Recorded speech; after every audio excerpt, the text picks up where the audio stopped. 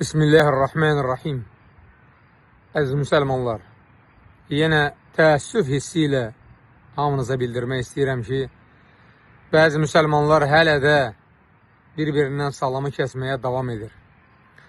Nə qədər nəsiyyət ediriksə, o nəsiyyətlərin faydası olmur. O müsəlmanlara sual vermək istəyirəm.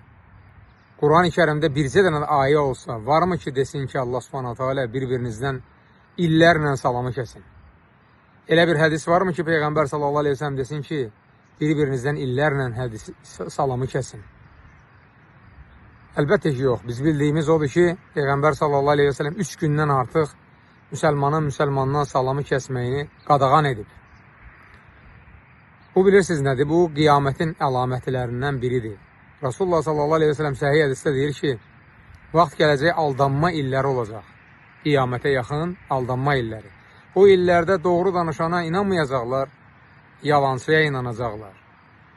Xainlə hər kəs iş görəcək, etibarlı adama inanmayacaqlar. Və həmin dövrdə Ruveybidələr insanları idarə edəcək. Ruveybidələr insanları idarə edəcək. Sahabələr soruşur ki, Ruveybidə kimdir? Ya Rasulullah, deyir ki, insanların işlərinə qarışan səfihlər. Yəni, onları öz ağılları, öz nəfslərinin istəyi ilə idarə edən səfihlər.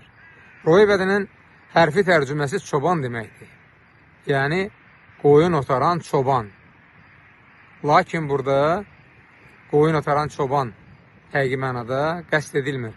Çobana bənzəyən o səfihlər qəsd edilir ki, onlar ümməti parçalayırlar. Ola bilər sənin kimdənsə xoşun gəlməsin, bidət əhlidir. Onunla oturub durma.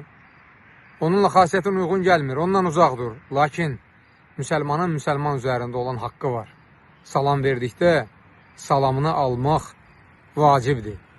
Əgər bunu yerinə yetirmirsinizsə, Quran-ı Kərimdə Ən-Nisa surəsində olan ayəni, Allahın əmrini yerinə yetirmirsinizsə, Peyğəmbər sallallahu aleyhi və sələmin 3 gündən artıq sülük qalmaq qadağasını yerinə yetirmirsinizsə, ona riayət etmirsinizsə, vay sizin halınıza.